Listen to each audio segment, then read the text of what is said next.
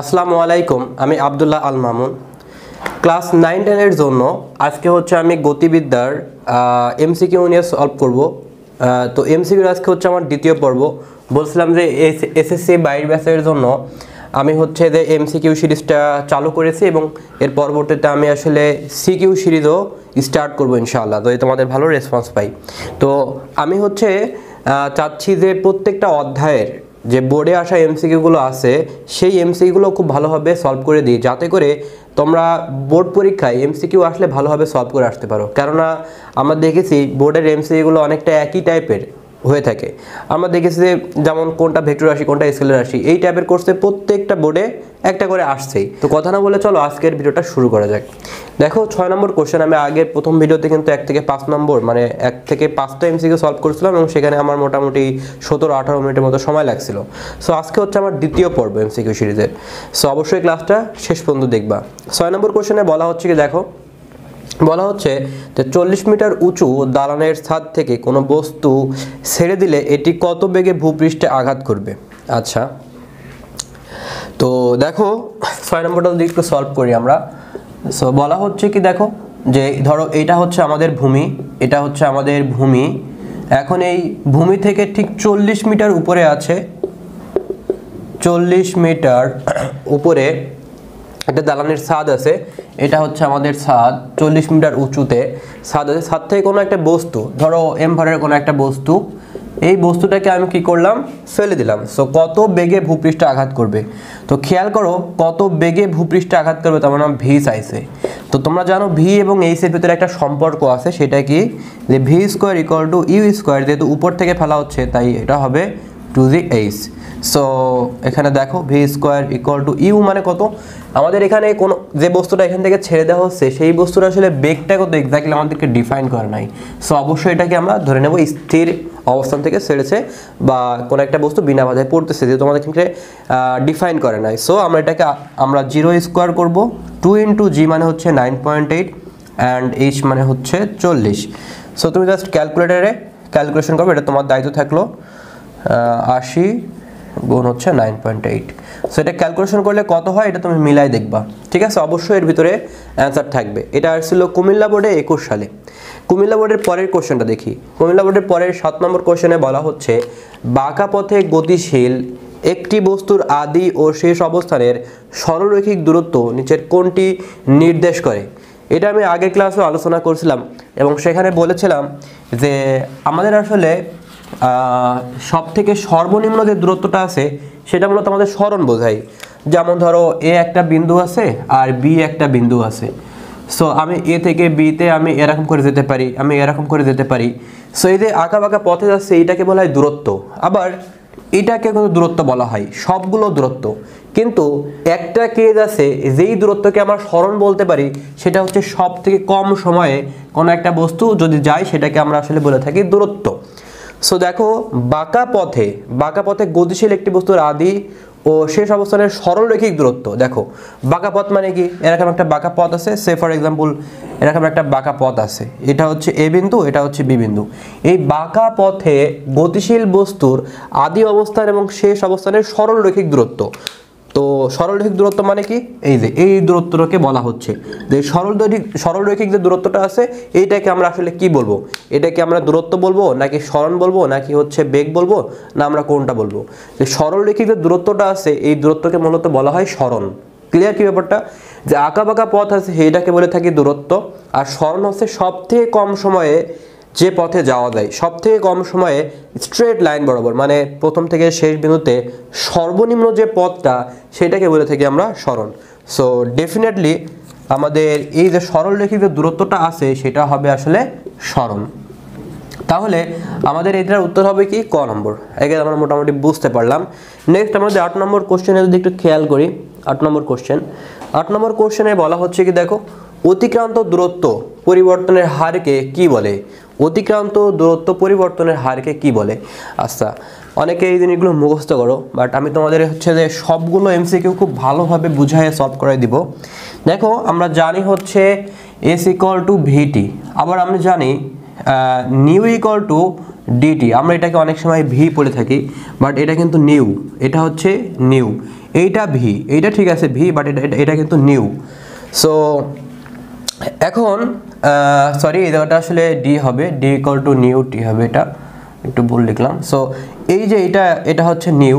So এখানে আমাদের আসলে যে ব্যাপারটা হয় খেয়াল করো, যে আমি যদি এখান থেকে নিউ ইকুয়াল টু লিখি তাহলে পাবো হচ্ছে ডি বাই টি, আর ভি ইকুয়াল টু আমি লিখতে পারি হচ্ছে এস বাই টি। এখন খেয়াল করো, আমি তোমাদের একটু আগেই বললাম যে কোনো একটা বস্তু এ পয়েন্ট থেকে যদি বি পয়েন্টে যায়, এ পয়েন্টে আঁকা বাঁকা পথে যায়, দেখো এই পয়েন্টে যদি যাই তাহলে এটাকে বলে থাকি দূরত্ব। ওই দূরত্বকে যদি আমি টি দ্বারা ভাগ করি তাহলে এই যে স্পিডটা নিয়ে যাবে এইটাকে বলবো হচ্ছে আমরা যেটা যাবে সেটাকে আমরা বলবো হচ্ছে যে ওইটা হচ্ছে দ্রুতি। যেমন আমি তোমাকে যদি বোঝাই, যে আমি বললাম 10 কিলোমিটার পার আওয়ার, বা আমি বললাম যে 10 ms পার মাইনাস 1, অর্থাৎ পার সেকেন্ডে সে 10 ms পার মাইনাস 1 বেগে যাচ্ছে। আমি বললাম যে পার সেকেন্ডে 10 ms পার 10 মিটার যাচ্ছে, সেটা হচ্ছে এ থেকে বি বিন্দুতে। যেহেতু এ থেকে বি বিন্দুতে যাচ্ছে, তো সেই ক্ষেত্রে আমরা এটা কিন্তু পাবো হচ্ছে, এই ভ্যালুটা কিন্তু আমাদের কিসের ভ্যালু হবে, নিউ এর ভ্যালু, অর্থাৎ দ্রুতি। এটা আমাদের কি বোঝায়, এটা বোঝায় আসলে দ্রুতি বোঝায়। এটা আসলে কি বোঝায়, এটা আসলে বোঝায় দ্রুতি। আর যদি আমি বলে দিই যে এ থেকে বিতে যাবে, কিন্তু সেটা সব থেকে সংক্ষিপ্ত পথে, এ থেকে বিতে আমি সব থেকে সংক্ষিপ্ত পথে যদি যাই এবং এটা আমাদের দেওয়া রয়েছে, তখন সেটাকে আমরা বলে থাকবো বেগ। তখন আমরা এটাকে কি বলবো, বেগ। অর্থাৎ আমি যদি ডিরেকশন উল্লেখ করে দিই, তার মানে সেটা হচ্ছে সরণ। অর্থাৎ কোনো একটা বস্তু যদি সরণ থাকে, সরণের জন্য আমরা পাই বেগ।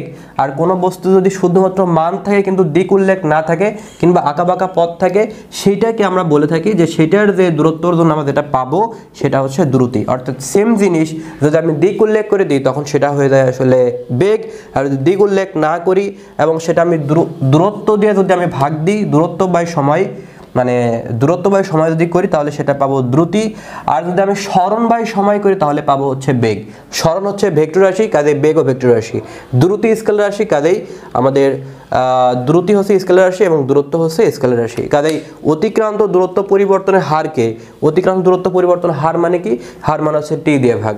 বিষয়টা হচ্ছে এমন যে টি সময়ে কোনো বস্তু যদি ডি পরিমাণ দূরত্ব অতিক্রম করে, তাহলে একক সময়ে যতটুকু দূরত্ব অতিক্রম করে সেটাকে বলে থাকি আমরা দ্রুতি। ক্লিয়ার কি ব্যাপারটা? সো এটা অবশ্যই হবে দ্রুতি, খ নম্বর। এটা আসছিল কুমিল্লা বোর্ডে 21 সালে। ওকে, আমরা যদি পরের কোশ্চেনটা দেখি, পরের কোশ্চেনে বলা হচ্ছে একটি বাক্সকে ধাক্কা দিলে এটি না উল্টে যে গতি লাভ করে সেটা কি। একটা বাক্সকে ধাক্কা দিচ্ছে কিন্তু সেটা উল্টে আসছে না, না উল্টে যদি যায় সেটা আসলে কি ধরনের গতি আসলে লাভ করে। ঠিক আছে, সো এটা আসলে একটা বাক্স কিভাবে যাচ্ছে এটা ডিপেন্ড করে। একটা বাক্স হতে পারে সেটা আঁকাবাঁকা পথে যাচ্ছে, কিংবা সরল পথে যাচ্ছে, কিংবা গোলাকার পথে যাচ্ছে, এগুলো মেনশন করে না। 19-এ এটাই সমস্যা যে 19-এ আমাদের আপসা কোশ্চেন থাকে, মানে সব ক্লিয়ার করে থাকে না। দেখা যায় যে প্রায় 30% বা হচ্ছে তোমার 25% কোশ্চেন্সে ভুল থাকে। আমি এখানে ধরতে পারবো ভুলগুলো, ঠিক আছে, সিলি এগুলো আসলেই মানে বড় সড়ো ভুল, বাট এগুলোকে ইগনোর করা হয়। ইন্টারমিডিয়েটে যে দেখবা যে আসলে বেশ ঝামেলা আছে, ঠিক আছে। যেমন এখানে তুমি পড়ো কি জি এর মান 9.8, কিন্তু তুমি ইন্টারমিডিয়েটে যে দেখবা যে জি এর মান আসলে পরিবর্তনশীল। এখানে পড়ো কনস্ট্যান্ট, জি এর মান পরিবর্তনশীল। যেমন ঢাকায় একরকম, রাজশাহীতে একরকম, চিটাগাংয়ে একরকম জি, ডিফারেন্ট জায়গায় জি পাওয়া যায়। আবার তুমি যখন পৃথিবী থেকে মঙ্গল গ্রহে যাবা তখন জি এর পরিমাণ 9.8 এর জায়গায় 3.8 হয়ে যাবে। আবার যখন তুমি বৃহস্পতি গ্রহে যাবা তখন তোমার 25.92 হবে। সো ছোটদের জির পরিমাণটা আসলে কনস্ট্যান্ট থাকে না, চেঞ্জ হয়। এগুলো ইন্টারমিডিয়েটে পড়বা। আবার অনার্স লেভেলে দেখা যাচ্ছে তুমি আর একটা জিনিস পড়বা। বিষয়টা এরকম আর কি, যে আসলে এক একটা ধাপে তোমাকে নতুন কিছু জিনিস শেখাবে এবং প্রত্যেকটা ক্লাসে দেখবে যে মানে কিছু জিনিস আসলে রং থাকে। যেমন এখানে পড়েছো বল ইন্টু স্বর্ণের গুণফলকে কাজ বলে, বাট ইন্টারমিডিয়েটে এটা না, শুধু এইটুকু না, এটা না অনেক বিস্তার আলোচনা আছে।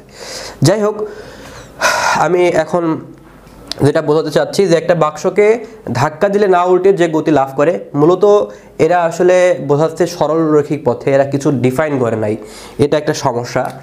সো আসলে আমি যে কোনোটা উত্তর বলতে পারি চাইলেই, মানে কিছু বলে নাই আসলে। যাই হোক, সো সরল পথে ধরে এরা চিন্তা করছে। সো ধরো একটা বাক্স আছে, এই বাক্সকে আমি এফ পরিমাণ ফোর্স প্রয়োগ করতেছি, সেই বাক্সটা ধরো এখান থেকে এখানে আসলো, অ্যান্ড দেন কি হলো, বাক্সটা এখান থেকে যখন এখানে আসলো তখন বাক্সটা উল্টায় যাচ্ছে না, মানে তোমার তলের সাথে একটা ঘর্ষণ বল আছে, আর আমি ধাক্কা দিচ্ছি, ধাক্কা দেওয়ার ফলে উল্টে যাচ্ছে না, যেহেতু উল্টে যাচ্ছে না তাহলে কী হবে, সে সরল পথে চলতে থাকবে। তো সরল পথে কোনো বস্তু যখন চলে তখন সেটাকে বলে থাকি আমরা আসলে সেটা চলন গতি। আর স্পন্দন গতিটা কি তোমরা সেটা জানো, স্পন্দন গতি হচ্ছে পর্যায়কালের অর্ধেক সময় একদিকে, বাকি অর্ধেক সময় অন্যদিকে, সেটাকে বলা হয় স্পন্দন গতি। যেমন এই যে সরল দোলক এমনে যায় আবার এমনে আসে, অর্থাৎ এখান থেকে এখানে যাইতে যে সময় লাগে আর এখান থেকে আসতে সেম সময় লাগে, অর্থাৎ যাইতে ধরো টি অর্ধেক প্লাস আসার সময় টি অর্ধেক, মানে পুরো যাওয়া আসা মানে সেটাকে বলা হয় বড় হাতের টি, তো যাইতে টি হাফ আসতে টি হাফ, সেটাকে বলা হয় পর্যায়কাল। সো পর্যায়কালের অর্ধেক সময় একদিকে বাকি অর্ধেক সময় অন্যদিকে, এটা সরলরৈখিক গতিপথও হতে পারে আবার বৃত্তাকারও হতে পারে, সেটাকে বলা হয় আসলে কি স্পন্দন গতি। আর পর্যাবৃত্ত গতি কি, পর্যাবৃত্ত গতি হচ্ছে তোমার কোনো একটা পয়েন্ট থেকে কোনো একটা বস্তু যাত্রা শুরু করে যদি আবার ওই পয়েন্টে ফিরে আসে এবং একই দিক থেকে অতিক্রম করে।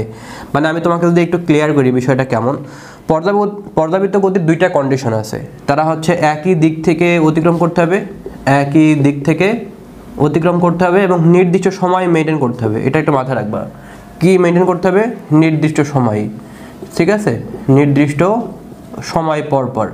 সো এই জিনিসটা একটু মাথায় রাখতে হবে, খেয়াল করো কেমনে, যেমন ধরো একটা ঘড়ি যখন এরকম এখান থেকে 12 থাকে, এখানে 3 থাকে, এখানে 6 থাকে, 9 থাকে, সো 12 কাটা থেকে যখন যায় দেখো সে নির্দিষ্ট সময় পর পর, আমি তো বলি ঘন্টার কাটা, সে কী হয় 12 ঘন্টা পর পর একটা নির্দিষ্ট সময় এখানে পৌঁছায়, আবার সে সামনে যায়। তার মানে কি একই দিক থেকে অতিক্রম করছে না, এমন তো হচ্ছে না যে 12টা থেকে 1টা যখন বেজেছে তখন এমনে ঘুরছে, আবার 1টা থেকে যখন 2টা বাজছে তখন এমনে ঘুরছে, বিষয়টা তো এরকম না, একই দিক থেকে অতিক্রম করছে এবং নির্দিষ্ট সময় পর পর, যে ঘন্টার কাটা 12 ঘন্টা পর পর, মিনিটের কাটা 60 মিনিট পর পর, সো নির্দিষ্ট সময় পর পর তারা এই বিন্দুতে আসতেছে। সো এটা সবসময় গোলাকারে হয় বিষয়টা এরকম না, এটা উপবৃত্তাকারও হতে পারে। আমি যদি বলি কোনো একটা বস্তু এখান থেকে যাত্রা শুরু করে এখানে আসতে তার 2 সেকেন্ড সময় লাগছে এবং বারবার এটা কন্টিনিউয়াসলি আসতেছে, দেখো এখান থেকে এখানে আসতে একই দিক থেকে অতিক্রম করছে এবং 2 সেকেন্ড পর পর একটা নির্দিষ্ট সময় পর পর এখানে আসছে, সেটা হচ্ছে পর্যাবৃত্ত গতি। আবার আমি ত্রিভুজ দিয়ে চিন্তা করতে পারি যে এখানে একটা বস্তু এখান থেকে যাত্রা শুরু করছে আবার এখানে আসছে এবং 3 সেকেন্ড সময় লাগছে এরকম করে আসতে আসতে, সো এটা পর্যাবৃত্ত গতি। আবার তুমি চতুর্ভুজও নিতে পারো, ইটিসি পঞ্চভুজও নিতে পারো, অনেক রকম গতি হতে পারে। তোমাদের 9, 10-এর কোনো একটা বইতে আমি দেখছিলাম যে পর্যাবৃত্ত গতি মেবি 3 রকমের হয়ে থাকে, এরকম উপবৃত্ত, বৃত্ত আর এটা কি দিয়েছে, এরকম না ভাই, অনেকভাবে হতে পারে। এতে পর্যাবৃত্ত গতির অনেক, এটা পর্যাবৃত্ত গতি হতে পারে, সরলরৈখিক পথে হতে পারে, বুঝতে পারছো? যাই হোক, অ্যান্ড ঘূর্ণন গতি তো বোঝোই, ঘূর্ণন গতির ব্যাপারটা কি, এই যে এমনি ঘুরতেছে না, তো এই নির্দিষ্ট সময়টা লাগবে না, একই দিক থেকে অতিক্রম করলে হবে, এই কন্ডিশনটা মুছে দিলে আসলে হয়ে যায়। জাস্ট পর্যাবৃত্ত গতির একটা অংশ হচ্ছে তোমার ঘূর্ণন গতি। ঘূর্ণন গতির আর একটা ডেফিনেশনও দেওয়া যায়, যেমন ধরো একটা সমদৈর্ঘ্যের কোনো এক সমদৈর্ঘ্য, মানে কোনো একটা বস্তু একটা বিন্দু থেকে কেন্দ্র করে একটা ধরো লাঠি আছে, সে এই লাঠির প্রান্তে তুমি এমভাবে বস্তু বেঁধে দিয়েছো, এটাকে ঘোরাচ্ছ, তার মানে কি সুষম ব্যাসার্ধ, মানে প্রত্যেকটা পয়েন্টে সমান ব্যাসার্ধ নিয়ে কোনো একটা বস্তু যখন ঘুরতে থাকে তখন সেটাকে আমরা বলে থাকি ঘূর্ণন গতি। অ্যান্ড 10 নম্বর হচ্ছে বেগের মাত্রা কোনটি। সো বেগের মাত্রা তুমি চাইলে মুখস্থ করতে পারো অথবা তুমি চাইলে বেরও করতে পারো, সো এটা আসলে বের করা যেতে পারে। সো বেগের যে মাত্রাটা আমরা জানি ভি ইকুয়াল টু হচ্ছে s/t, আর এস এর একক কি, এস এর একক হচ্ছে মিটার আর এই টাইমের একক হচ্ছে সেকেন্ড। তো আমি যখন মাত্রার বের করব তখন এই শহরের মাত্রা হয় বড় হাতের এল আর এই টি এর মাত্রা হয় তোমার বড় হাতের টি, মানে সময়ের জন্য আর কি। সো l/t, সো আলটিমেটলি টিটা উপরে গেলে হয়ে যায় inverse, so l t minus inverse, এই যে এটা ঘ নম্বরে। এটা যশোর বোর্ডে আসছিল তোমার হচ্ছে 21 সালে। এবার আমরা যদি পরের কোশ্চেনটা যদি দেখি, দেখো এটা বেশ ক্রিটিক্যাল কোশ্চেন বলা যায়। একটি শিশু দোলনায় দোল খাচ্ছে, তো শিশুটির ক্ষেত্রে নিচের কোনটি সঠিক, শিশুটির ক্ষেত্রে নিচের কোনটা সঠিক, এখানে আমাদের বের করতে হবে সঠিক কোনটা। সো দোলনায় দোল খাওয়ার ব্যাপারটা কিন্তু আসলে অনেকে বোঝে না, দোলনায় যখন দোল খায় তখন যে গতির কোন জায়গায় গতিশক্তি বেশি হয়, কোনটা বিভব শক্তি বেশি হয় বা কোনটা বেগ বেশি হয়, কিন্তু অনেকটা বোঝে না। এটা বলতে পারো এটা ইন্টারমিডিয়েটের কনসেপ্ট, বাট এখানে কিন্তু দেখো যশোর বোর্ডের সেটা 9, 10-এ কিন্তু আমাদের এমসিকিউতে দিয়ে দিয়েছে। সো আসলে এই জিনিসটা কি আমি তোমাদের একটু বোঝাই। দেখো এই জায়গাটাতে একটা শিশু যখন দোলনায় দোল খাচ্ছে, আমি তোমাদের হচ্ছে ছোট্ট একটা উদাহরণ দিয়ে বোঝাতে চাচ্ছি। দেখো এই জিনিসটা হচ্ছে আমি সরল গতি দিয়ে উদাহরণ দিলে তোমরা হয়তো ক্লিয়ার বুঝতে পারবে। দেখো খেয়াল করো, যখন একটা শিশু দোলনায় দোল খাচ্ছে তখন আমি যেটা বললাম যে ধরো কোনো একটা বস্তু তুমি এম ভরের কোনো একটা বস্তু তুমি এখান থেকে ছুড়ে দিয়েছো এই জায়গাটা থেকে, সে ফর এক্সাম্পল তুমি এই জায়গাটা 5 ms/-1 বেগে ছুড়ে দিয়েছো, 5 ms/-1 বেগে উপরের দিকে উঠতেছে, মানে কি সে 1 সেকেন্ডে 5 মিটার করে উপরে উঠবে। সো সে কি হচ্ছে 5 মিটার 1 সেকেন্ডে 5 মিটার করে উপরে উঠতেছে। এবং দেখো এই যে এই বস্তুটাকে আমি যখন 5 ms/-1 বেগে ছুড়ে দিয়েছি, তো প্রথমে ছিল কি 5, তারপর আরেকটু উপরে গেলে হবে 4, তারপর আরেকটু উপরে গেলে 3 2, তারপরে কি হবে 1, তারপরে 0। বেগ এক সময় শূন্য হয়ে যাবে না, শূন্য হয়ে যাবে মানে কি বস্তুটার উপরে উঠতে পারবে না। ও যদি আরও বেগ থাকতো তাহলে তো আরও উপরে উঠতো। তাহলে এই পয়েন্টে কি হয়ে যাচ্ছে দেখো, এই পয়েন্টে আসলে বেগ হয়ে যাচ্ছে 0, তার মানে এই পয়েন্ট হচ্ছে তার সর্বোচ্চ উচ্চতা। তাহলে খেয়াল করো যখন কোনো বস্তু ভূমিতে থাকে, তার মানে এই যে তোমার হচ্ছে যে কি বলে ভূমিতে থাকে অর্থাৎ সাম্য অবস্থায় আছে। ভূমি মানে কি, ভূমি মানে বোঝায় আসলে সাম্য অবস্থা। কি বোঝায়? সাম্য অবস্থা। সো এই সাম্য অবস্থায় আরও কিছু জিনিস আছে, যেমন এই পয়েন্টে কিন্তু আমাদের কোনো সরণ হয় নাই, অর্থাৎ কোনো হাইট হয় নাই। দেখো ভূমিতে আছে মানে কি তার কোনো হাইট হয় নাই, অর্থাৎ যে পয়েন্টে আমি বস্তুটাকে ছুড়ে দিয়েছি সেই পয়েন্টে আমাদের হাইটটা 0। Okay fine. এইবার আমি যদি ত্বরণের কথা বলি, সরণ না হলে কি আর ত্বরণ হয়? কোনো বস্তুর এখানে যায় নাই, তো ত্বরণও আসলে 0। এবার খেয়াল করো, এবার কোনো বস্তু যখন উপরের দিকে উঠতেছে, যখন ভিটা 0, তখন এই জায়গাটা আমাদের এইচটা কি হয়ে যাচ্ছে? এইচ ম্যাক্স মানে সর্বোচ্চ উচ্চতা। এবং ওই পয়েন্ট আমাদের একটা জি থাকবে, দ্যাট মিনস -g, যেহেতু উপরের দিকে ছুড়েছি সো -g। আর ভূমিতে তো আর আমাদের জি থাকতেছে না, রাইট? মানে জি বলতে আমি যে পয়েন্টটাকে ছুটতেছি ওই পয়েন্টে তো আমাদের জি আসলে কাজ করতেছে না। সো এই পয়েন্টটা আমি ধরে নিলাম যে 0 আসলে, ঠিক আছে? এইবার খেয়াল করো, এইটার সাথে আমি একটু কম্পেয়ার করব এই জায়গাটাতে। দেখো আমি যখন সরল দোলন করতে আমি দোল দিচ্ছি, তখন এই জায়গাটা, এই যে জায়গাটা থেকে আমি হিট করব, জাস্ট লাইক আমি এখান থেকে যখন হিট করছিলাম, তখন এইটা হচ্ছে কি সাম্য অবস্থা। এটা যেমন সাম্য অবস্থা, এটা ধরো ঝুলাই দিয়েছি, এখান থেকে ধাক্কা দিব, এইটাকে বলা হচ্ছে সাম্য অবস্থা। তো তাহলে সাম্য অবস্থায় আমাদের ইউটা কি হয়ে যায়? ম্যাক্সিমাম মানে সর্বোচ্চ বেগ। সর্বোচ্চ বেগ এই জায়গাটাতে সর্বোচ্চ বেগ থাকে, তারপরে আস্তে আস্তে 5 থেকে 4, তারপরে 3 2 একটা সময় 0 হয়ে যায়। আর এই জায়গাটাতে হাইট কত? সেম, এই জায়গাটাতে হাইট 0। হাইট মানে কি আমরা বুঝবো যে সরণ, সরণটা হয়েছে 0। এবারে ত্বরণ কি? ডেফিনেটলি ত্বরণও 0। এবার খেয়াল করো, কোন একটা বস্তু সে কি করছে? এখানে গেছে, যেমন এখানে তার সর্বোচ্চ হাইট, এখানে বোঝাই এই সর্বোচ্চ হাইট মানে বোঝায় এটা তার বিস্তার। মানে কোনো একটা বস্তু তুমি যখন দোলনায় দুল দিচ্ছ, তখন সে হচ্ছে তোমার মাঝখানের যে রেখাটা আছে এখান থেকে সে কত ডিস্ট্যান্সে আছে বস্তুটা, সেটার ডিস্ট্যান্স হচ্ছে তোমার কি, যে এই ডিস্ট্যান্সটা হচ্ছে কি বিস্তার, এবং এটা হচ্ছে তার সর্বোচ্চ সরণ। সো এই পয়েন্টে সরণ কত? সরণটা হচ্ছে এ। সরণটা কি? এ। এবং এই ক্ষেত্রে একটা ত্বরণও থাকে, সেই ক্ষেত্রে ω² - a থাকে একটা ত্বরণ। এটা ইন্টারমিডিয়েটের কনসেপ্ট, সূত্রটা তুমি চাইলে লিখে রাখতে পারো। সর্বোচ্চ, এই ক্ষেত্রে সর্বোচ্চ, যেহেতু সর্বোচ্চ সরণ হয়েছে তো সর্বোচ্চ ত্বরণ হবে, কারণ ত্বরণ সরণের সমানুপাতিক। আর এই পয়েন্টে বেগ কি? 0, যেহেতু সর্বোচ্চ অবস্থান বেগ হবে 0। এইবার আমরা এই এমসিকিউগুলো দেখিতে পারি কিনা। বলা হচ্ছে কি সর্বোচ্চ উচ্চতায় গতিশক্তি সবচেয়ে বেশি থাকে। সর্বোচ্চ উচ্চতা মানে কি? সর্বোচ্চ উচ্চতা মানে এটা। সর্বোচ্চ উচ্চতা মানে কি? সর্বোচ্চ উচ্চতা মানে দেখো এই যে সোজা রেখা টানো, এই দেখো সর্বোচ্চ উচ্চতা না, মানে যে পয়েন্টে কোনো একটা বস্তু আর উঠতে পারবে না, এই রেখাটা না, দেখো এটা সর্বোচ্চ উচ্চতা।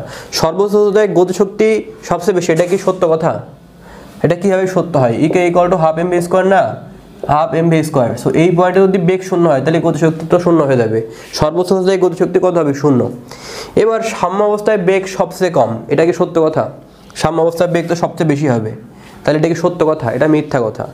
এবার বলা হচ্ছে সাম্য অবস্থা হতে যে কোনো দিকেই বিভব শক্তি বৃদ্ধি পায়। সাম্য অবস্থা হতে যে কোনো দিকেই বিভব শক্তি বৃদ্ধি পায়, এটা সত্য। আর কেন সত্য আমি বলতেছি, পরে দেখি। সাম্য অবস্থা হতে সর্বোচ্চ উচ্চতায় মোট শক্তি কম।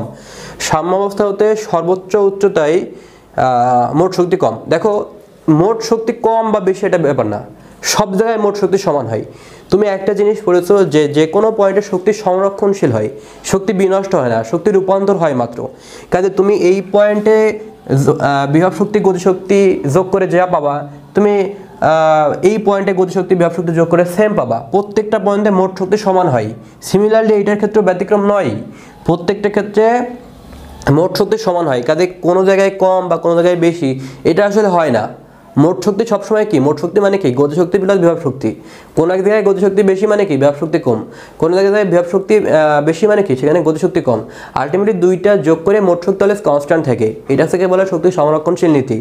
ওকে, এখন এইটা কেন উত্তর হবে, সাম্য অবস্থান হতে যে কোনো দিকে বিভব শক্তি বৃদ্ধি পায়। বিভব শক্তি মানে বোঝো, বিভব শক্তি মানে হচ্ছে সাম্য অবস্থান থেকে কোনো বস্তু কতটা উচ্চতায় উঠতেছে বা কতটুকু সরণ হচ্ছে, সেই সরণের সাথে সমানুপাতিক সম্পর্ক। এরকম দেখো, কোন একটা বস্তু এখানে ছিল, এটাকে বলছি সাম্য অবস্থা। এই সাম্য অবস্থায় কোনো বস্তু যখন এখানে আসে তখন তার বিভব শক্তি কত, বিভব শক্তি হচ্ছে mgh।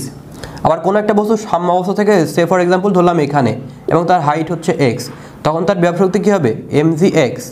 তো ভাই আমি যত উচ্চতা বাড়াচ্ছি তত কি আছে, বিভব শক্তি বাড়তেছে না?